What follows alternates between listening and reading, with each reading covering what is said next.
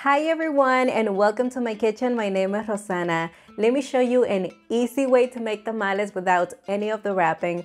So if you're into that, let's make a tamal casserole. First, we're gonna cook the meat because it's gonna take the longest to cook, but that is fine because we need a lot of flavor in that broth.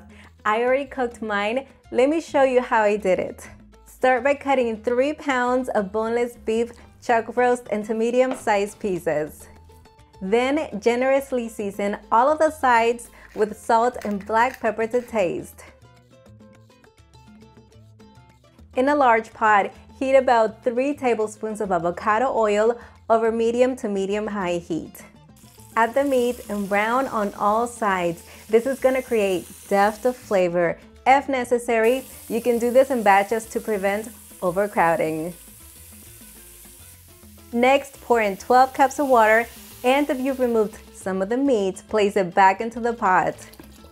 Let's do some aromatics, starting with half of a medium white onion, 1 head of garlic, 3 bay leaves, 1 teaspoon of Mexican dry oregano, 1 teaspoon of whole allspice, and finally, lightly season it with 2 teaspoons of kosher salt.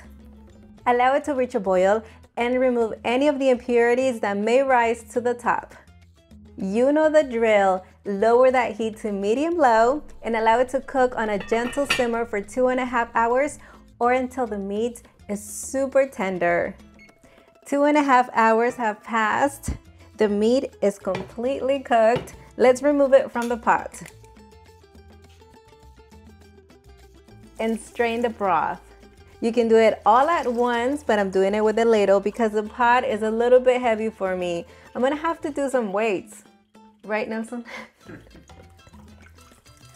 Let's toast the dry peppers over low heat on a comal. And all I did to prep them was remove the stem and the seeds. I'll be using 8 guajillos, 2 anchos, and 4 puyas. Just make sure you turn continuously, that way they don't burn because you know that's gonna turn the sauce really bitter and we don't want that. As soon as they become fragrant, remove them. It's gonna take about 30 seconds to 1 minute. Okay, these are done. Let's rinse them and also drain the water. Rehydrate the dry peppers with 3 cups of the broth. And if you need to reheat it in the microwave, go ahead and do so. Allow them to rehydrate until completely soft. It'll take about 5 to 10 minutes. Let's not waste any time and shred the meat. Now this is cool enough where I can handle it, but you can also do this with a fork, whatever you prefer. And it is so soft, incredibly soft. We are making progress. Add all of the hydrated peppers into the blender, including the broth. And by the way, if you haven't liked this video yet, go ahead and do it right now. Why not? We have time.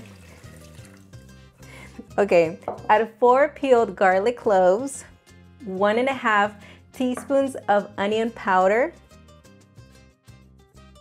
and half a teaspoon of whole cumin. Cover and blend until completely smooth.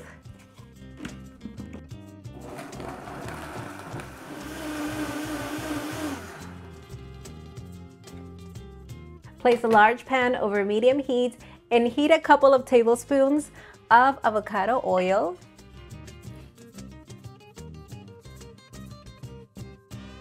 Saute a quarter of a medium white onion sliced until golden brown. This is ready. Carefully pour in the red sauce.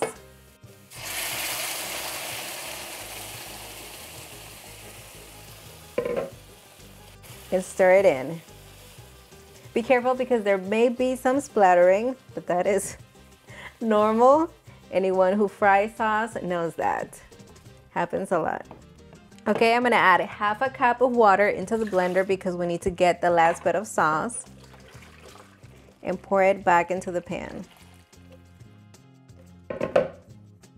Stir it in as well. Lower the heat to medium-low and allow this to cook on a gentle simmer for about 10 to 15 minutes or until the sauce thickens. While the sauce is cooking, let's prep the corn husk. And you want to sort through them, pick the best looking ones, medium to large in size, and discard any of them that may have holes right around this area. We're going to need about 25 corn husks. Submerge them in warm water for about 15 minutes.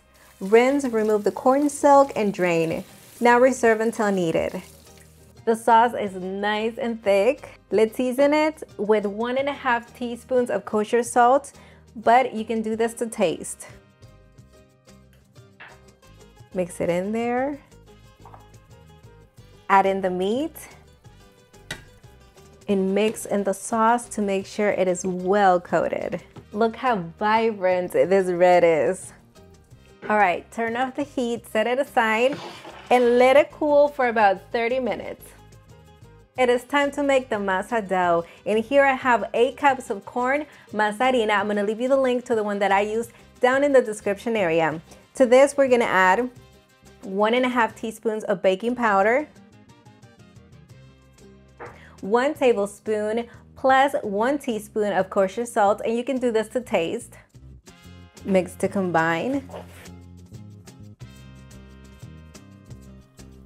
Add 1 3/4 cup of avocado oil.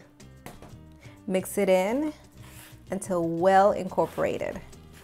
What's typically used is lard, but I like to use avocado oil. And to be honest, I'm gonna get a lot of beef flavor from the broth. I don't even miss it. But if you like to make them with lard, I'm gonna leave you the link to my recipe down in the description area so you can make them with lard. There's options for everyone. Also know that the full printable recipe is gonna be on villacocina.com. I'm also gonna leave you that link down below. Add 5 cups of the warm broth gradually into the masa and knead in between additions. When the masa is fully hydrated and comes together, knead for an additional 5 minutes. All right, I'm done. Come see how it looks. The masa should feel soft. It is fully hydrated and does not stick to your clean hands. And look at that shine. That means we have enough of the fat.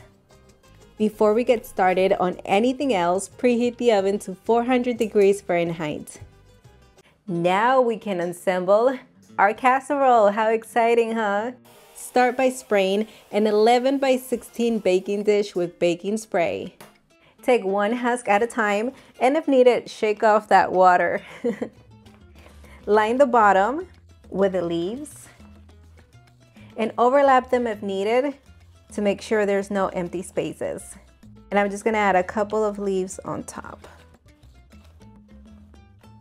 Let's divide the dough into 3 equal portions, and let's work with the first one.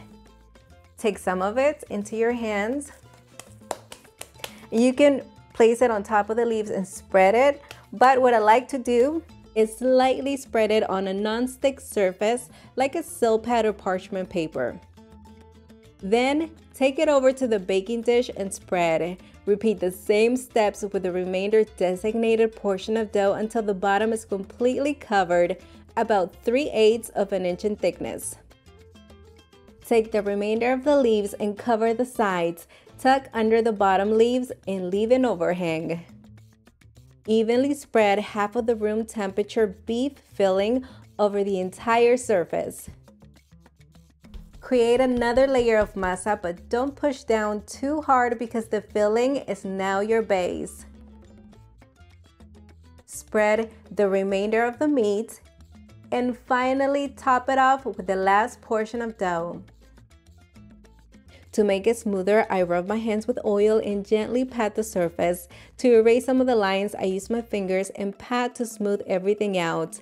Be as creative as you want. Fold the hanging leaves over the dough and place a few more on top to cover completely, leaving no space uncovered. Then tightly cover with aluminum foil, making sure it is well enclosed. Place a baking dish on the bottom oven rack and carefully fill it with about 1.5 inches of hot water. Try not to keep the oven open for too long as this will drop the temperature. Quickly place the casserole in the middle rack of the oven and close. Bake for about 1 hour and 45 minutes or until the tamal is fully cooked. When the time comes to remove the dish from the oven, be careful because as you open the oven, the steam will exit first. Stand away from it until it is safe to remove the tamal. Carefully remove the aluminum as some of the steam may release as well and allow it to cool down for about 15 minutes. Remove the leaves from the top and the casserole should be done when the top feels firm but soft to the touch and the edges easily release from the husk. If you see some flaking, don't worry because the texture is still smooth like a tamal.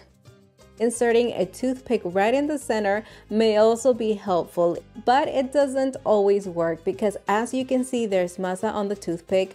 In this case, I tasted the masa and it tasted cooked. If yours needs to cook for a longer time, just place it back in the oven to finish cooking. As you previously saw, this one's ready. Let's dig into it. The first piece is always hard to remove, but after that, you should be able to serve it easily. It will keep its shape beautifully. I am ready. Oh my goodness, we love tamales here, so any shape or form will do. It looks like a cake. Yes, that's a good thing, right? Yes. It looks good, tastes good.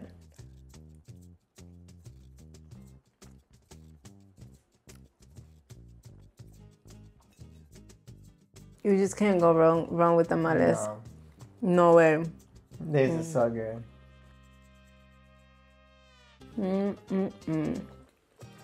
Thank you. Notice when you turn so dramatic. Wow. We're gonna wrap it up because we have some eating to do. I really hope you enjoyed this video. Remember that you can follow me on all of my social media platforms. And don't forget to subscribe and also click the notification bell. Until the next one.